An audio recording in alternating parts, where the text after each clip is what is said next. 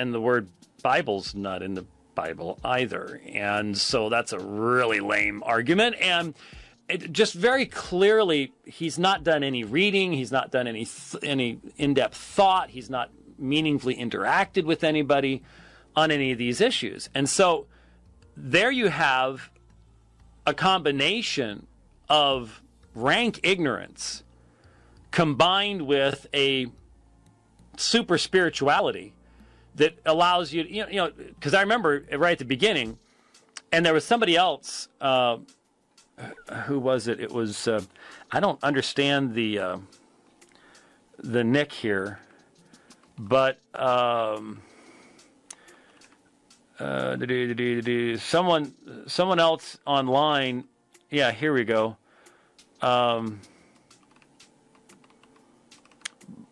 did an interaction with the video and responded to it.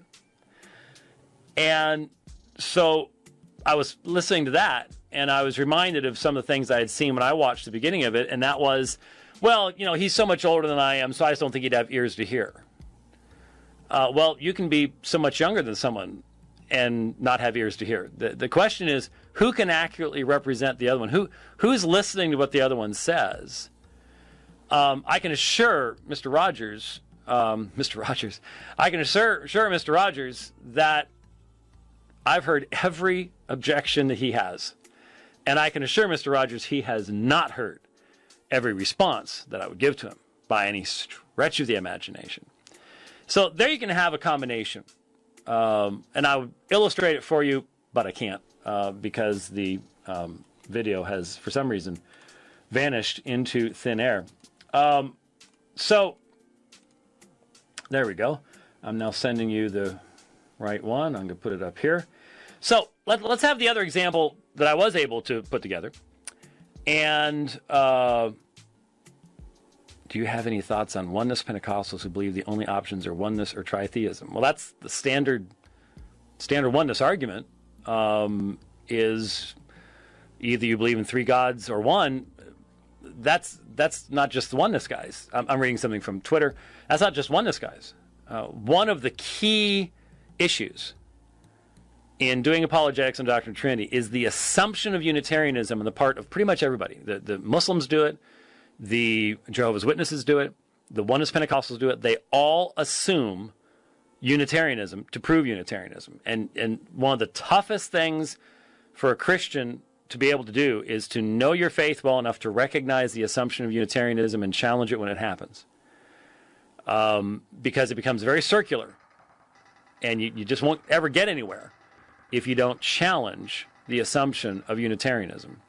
And it's not just the oneness guys that do that. The Jehovah's Witnesses do that. Every time they see the name Jehovah, they just assume Jehovah's Unitarian. The Muslims, of course, do that because the whole modern concept of Tawheed is tied together, not just with monotheism, but with Unitarian monotheism. That's definitely a subject we've addressed a number of times before.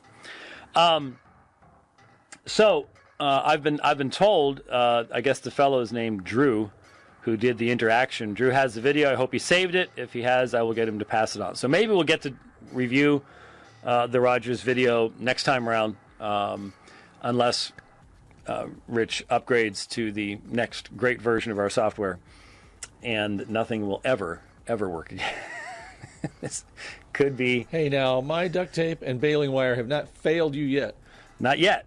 But you said that before the next program, you were going to the next version.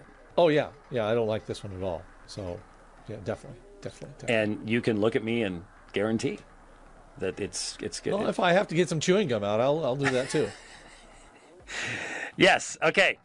All right. So here is the other video. Another Yahya Snow job here. Thank you very much. That was very good. I am impressed. Who created the world? Jeff Durbin versus Nabil Qureshi. Trinity confusion. See the idea? It says Trinity confusion. No, it is made up. And if there is any confusion, it's in Yahya's mind. But I don't think it's in Yahya's mind. I think he's just trying to. I think he knows he can get away with this. He's not going to get away with us. If you know the Trinity, you'll catch him. But he recognizes that a lot of people, and you know, when you're shooting for the lower end of the spectrum, then you can get away with this. And that's unfortunately what he's doing. Here's the alleged confusion, and it's actually misrepresentation. And I'm going to move this down here, and here we go. You guys ready to go? How the confusing Trinity doctrine appears to lead two Christian scholars to contradictory beliefs on who created the world. So, Nabil and Jeff, congratulations. You are world-class Christian scholars now. I think you've been leaving it a little bit up, a little bit too long. There you go. Now, when God makes us, he takes a look, the Father takes a look at the Son. And out of an overflow of love that the Father has for the Son, he decides to populate this world with people who are made in the image of the Son.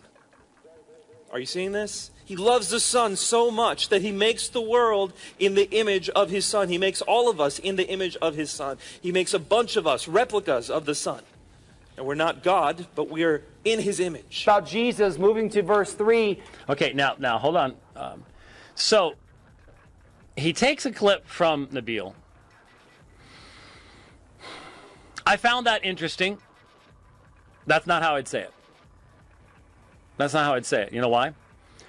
Because when we talk about mankind created in the image of God, all of mankind is created in the image of God. Only believers are then conformed in the process of sanctification to the image of the Son. So in other words, the image of God is not a physical thing. It is our spiritual ability to enter into communion with God, to enter into communion with others in our worship of God. It is found in both male and female, despite what some of the monks in the Middle Ages came up with after many years in their cells alone. And it separates us from the created order in a very special way.